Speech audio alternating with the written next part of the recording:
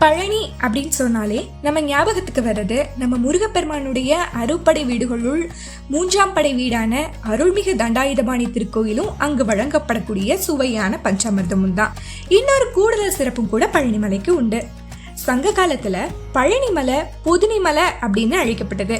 இந்த பொதினிமலையை ஆண்ட ஒரு வீர தமிழ் மகன் கதையத்தான் உங்களுக்கு நான் சொல்ல போறேன். வணக்கம், இது கிக்கி பட்டர் தமிழ் ஸ்டோரிஸ். உங்களோடு பேசிட்டு இருக்கிறது கீர்த்தி. நம் தாய்மொழியான தமிழ் மொழிக்கு எண்ணிலடங்கா சிறப்புகள் இருப்பது போலவே நம்ம தமிழ்நாட்டுக்கும் அதை ஆட்சி செய்த தலைவர்களுக்கும் சிறப்புகள் அதிகம். எல்லா தலைவர்களையும் மக்கள் ஞாபகத்துல வச்சுக்கிறது இல்ல. வீரமும் கருணையும் மன தூய்மையும் உள்ள தலைவர்கள் தான் மக்கள் மனதில நீங்கா இடம் கொள்வார்கள். அப்படிப்பட்ட சிறப்புடையவர்கள் தான் கடியெழு வள்ளல்கள். அவர்களும் ஒருவரான பையாவி கோப்பெரும் பேகன் என குறிப்பிடப்படும் குறுநில மன்னன் தான் பேகன். இவர் ஆவியர் குலத்தை சார்ந்தவருன்னும் பாரியை போலவே வேளிர் குலத்தை சார்ந்தவருன்னும் குறிப்பிடப்படுகிறது. எக்குலமாயினும் நம் தமிழ் குலத்தின் வீர மன்னன் பேகன். கொடைவள்ளல் பேகன் ஆண்ட பொதினி மலையிலே ஒரு நாள் பரணர் என்ற புலவர் நடந்து வந்து கொண்டிருந்தார். அப்போது பொன்னாலாகிய தாமரை மலர்களை அணிந்த பாணர்களும் அவர்களுடைய மனைவிமார்களும் இளைப்பாறிக் கொண்டிருந்தார்கள். இவர்களை பார்த்த புலவர் பரணர், நீங்கள் யார் என்று கேட்டார். அதற்கு பாணர்களோ, நாங்கள் யாழ் வாசிக்கும் பாணர்கள். என்னுடைய மனைவி விரலியர் எனப்படும் ஆடல் கலைஞர். வறுமை நிலையில் இங்கு வந்த நாங்கள் எங்களின் கலை திறமையை வள்ளல் பேகனிடம் காட்டினோம்.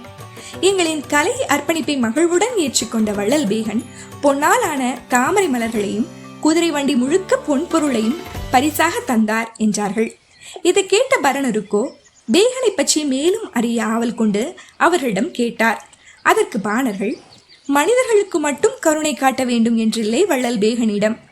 கார்காலத்திலே ஒரு நாள் நண்பர்களோடு காட்டிற்கு சென்ற வள்ளல் பேகன் சிலர் தாடு மயிலை பார்த்து அது குளிருக்கு நடுங்குவதாக நினைத்து தனது விலை உயர்ந்த போர்வையை மயிலுக்கு போர்த்தினார். மயில் குளிருக்கு நடுங்கியதா இல்லையா? குளிருக்கு நடுங்குவதாக இருந்தாலும் அது போர்வையை அணியுமா அணியாதா என்பது கூட யோசித்து பார்க்காமல் கொடையறம் செய்யும் மன தூய்மை கொண்டவர் பேகன். அவருடைய மனம் பசியால் கதரும் கன்றின் குரல் கேட்ட மாத்திரம் பால் சுரக்கும் பசுவின் மடி போன்றது என்றார்கள். இதை கேட்ட பரணரின் உடல் சிலிர்த்தது. இப்போதே பேகனை பார்க்க வேண்டும் என்ற எண்ணம் உதித்தது. பரணரும் பேகனின் மாளிகையை அடைந்தார்.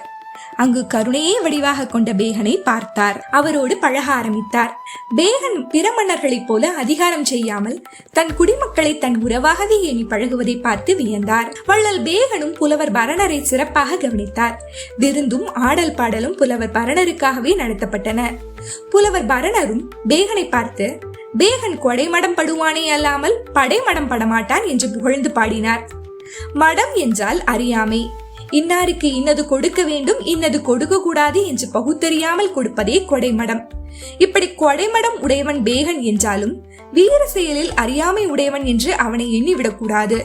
பேகனின் படைத்திறன் வியக்கத்தக்கது என்று பொருள் உணரும்படியான பாடலை பாடினார். சிறிது காலம் பேகனின் அரண்மனையிலே தங்கிவிட்டு கிளம்பினார் புலவர் பரணர்.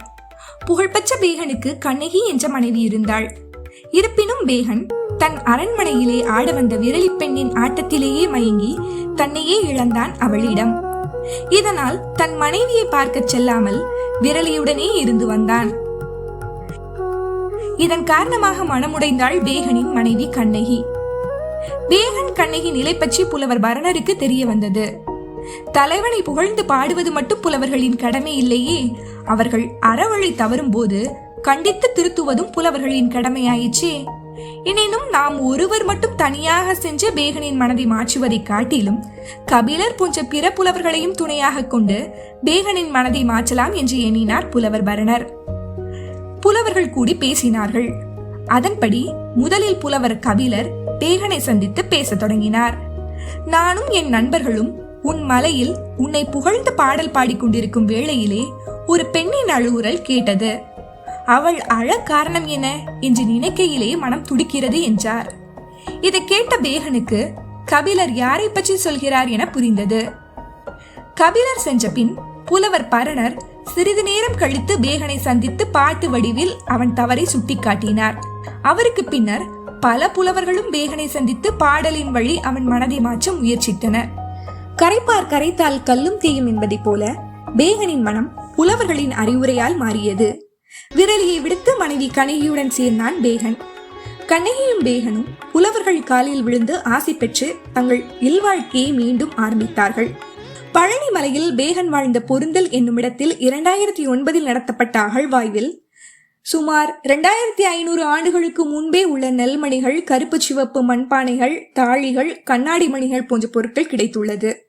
முக்கியமாக இங்கு கண்டுபிடிக்கப்பட்ட தமிழ் பிராமி எழுத்துக்கள் பொறிக்கப்பட்ட மண்கல பொருட்கள் அசோகர் பிராமி எழுத்துக்களுக்கு முன்பே தமிழ் பிராமி எழுத்துக்கள் உருவாகி இருந்தது என்பதை நிரூபிக்கும் ஆதாரங்களாக மாறியுள்ளன. இந்த கதை உங்களுக்கு பிடிச்சிருக்கும்னு நினைக்கிறேன். அப்படி பிடிச்சிருந்தா நம்ம சேனலை சப்ஸ்கிரைப் பண்ணுங்க. மீண்டும் வேறொரு கதையில் நாம் சந்திக்கலாம்.